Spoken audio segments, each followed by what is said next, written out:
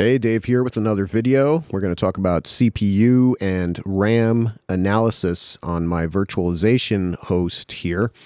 So I'm running VMware Workstation on my AV editor computer, and I have a lot of virtual machines here. We've shown these before.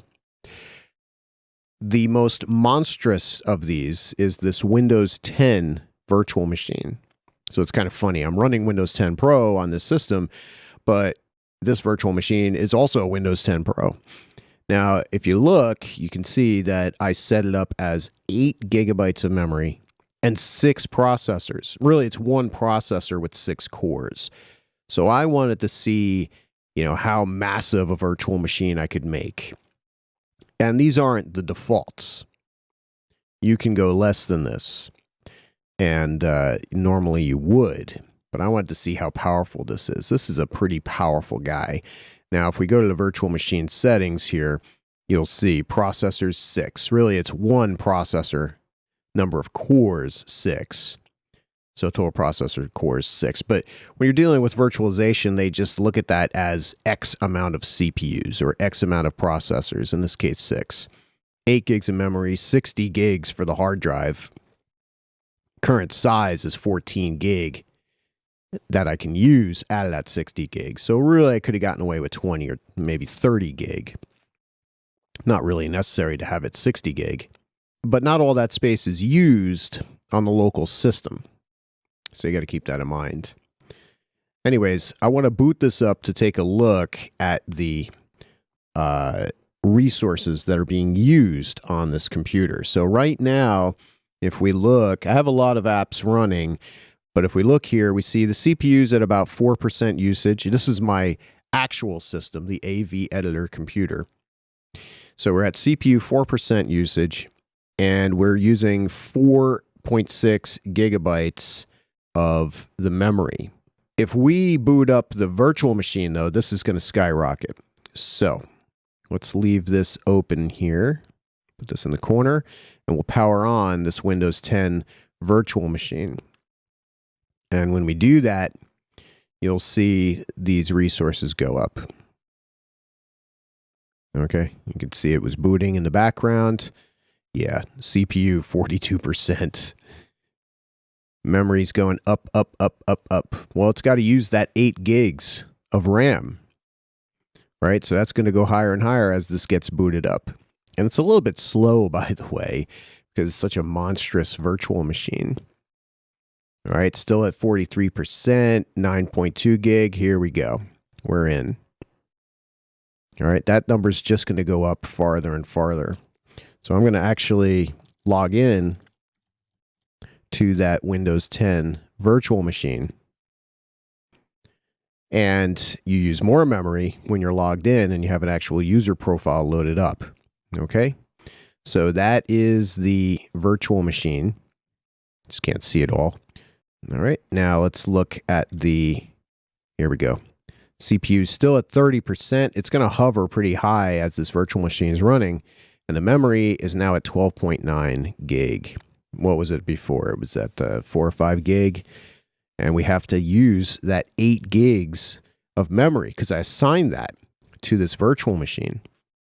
So you could see the resources that are used are massive. Massive amount of resources. And that can really bog down a system. So in some cases, you may need to kind of tone it down a little bit. And you might not need that much. So I'm going to shut down. I'm going to shut down that guest. And when we do so, immediately the CPU goes down to 4%. The memory goes down to 4.6, where we were at before. So we can edit these virtual machine settings. And we'll change it. We'll change the memory down to, say, 2 gig. And the processors, we'll just set that to 1 core. Click OK. That changes that guy. And now we'll power it back on. Let that boot. And we'll check the difference here. Now, my system's at about 15% CPU usage. And the memory only went up to 6.4. So the throttling of resources is important. And really, it logged in at about the same speed. it's a little slow. Bringing up the apps is a little slow because Windows 10 is a monster by itself, but this is a big virtual machine to be running Windows 10 inside of Windows 10, even with a powerful CPU like the one I have on this computer. But it runs, it's going, and it's really not going much slower than it was before with the higher amount of resources. And this frees up a lot for my main system. So you have to be ready to turn down the resources or bring them up if necessary. Let's say if you're running a server. So you have to be ready to modify those. But it still uses a lot of power. 13, 14, 15% CPU power, another couple gigs of memory, and it adds up over time. And that's one of the reasons I increase the memory on my system. But the better way to do this is to run these virtual machines off of a server. So if we look here, we have the ESXi server that I built. And if we look in virtual machines, what I did was I uploaded that same Windows 10 OS, that same virtual machine. Okay. And this is currently running. And it's currently using 4 gigahertz of our CPU and 8 gigabytes of memory. But this will throttle up and down. It'll go down quite often. And so if we look here, we see currently used 4 gigahertz, free 10.8 gigahertz on the server. So this looks at the CPU that we have as 4 cores. So it multiplies the maximum frequency, which is 3.7, multiplies that by 4 to get the total. And that capacity is 14.8. We're using 4 gigahertz of that right now. But actually, this number throttles down a lot depending on what the virtual machine is doing.